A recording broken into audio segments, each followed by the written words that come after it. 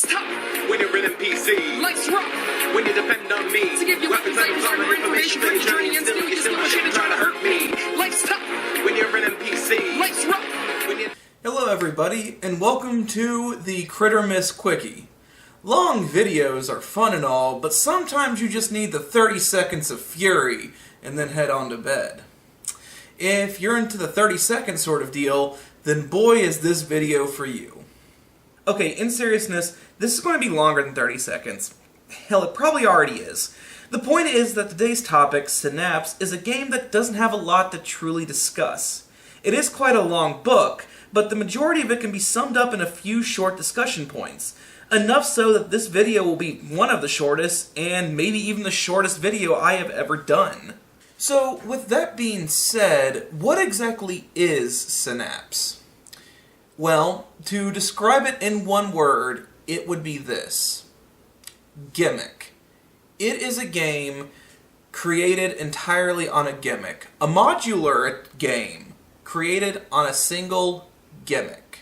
Ultimately, Synapse is an attempt by the game's creator, Greg Christopher, at creating the true modular game vis-a-vis GURPS and so forth. It is a game meant to be played in several different time periods and several different ways of life, with the overall gimmick being that you are not playing a character, but you are creating a brain for the character to operate. It's an interesting concept to be sure. I mean, it certainly is unique. Instead of taking a character, you're taking the concept of consciousness and making a game based around that. It's one of those things that can either intrigue you or turn you off immediately. Just depends on what you're into. The game is an extended character creation and plot scenario guide that walks you through various concepts of thought. It includes sections such as morality, cognition, cultural aspects, and so forth. And of course, with something like this, you have the subject of racial characteristics and gender characteristics. And all things considered, this is handled about as well as a bull running through a china shop made of glass and Fabergé eggs. While the concept alone is not a terrible one, if not a little avant-garde and niche in its endeavors, it is clear from the start that it is handled by a person who is way out of their depth in terms of handling topics outside of the realm of dwarfs, goblins, spaceships, and so forth. When you're creating a game like this, especially a game that's created around consciousness, you really need to tread carefully and have a safecracker's touch when handling topics such as race and gender. And whenever you're dealing especially with things such as consciousness and thought, you start to dive into some territory that can get into some very nasty racial issues that are borderline eugenics in their endeavors.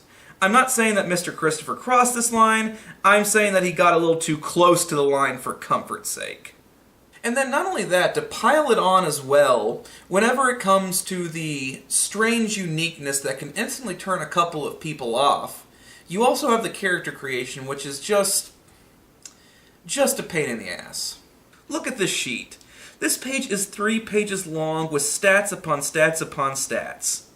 Even D&D 3.5 had tons of stats, but it was a game that definitely earned it. It had a prestige behind it, so you could kind of put up with a lot of stats on your page. For games like this, it really turns people up very quickly if they cannot create a character quick enough. And for this game, there's nothing that's going to turn people off more than seeing this gigantic monstrosity.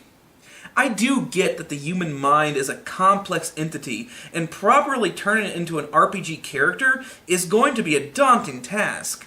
But with character creation way more complicated than it needs to be, with assigned stats towards every aspect of the human brain imaginable, I mean, why not skip the mind games? Stop chasing waterfalls and go back to the rivers and lakes that you're used to. Why put up with Synapse whenever you have D&D, Firefly, Shadowrun, and so forth just waiting for you to play? At the end of the day, Synapse gets points for creativity and coming up with a unique concept. However, the game misses the mark in execution. Character creation is painfully complicated, to the point that you'll just skip it and go play games that you know very well. And ultimately, it really does not tread lightly on very sensitive issues, and as such, it is getting a miss. and it is getting the quickest miss that I've probably ever given out.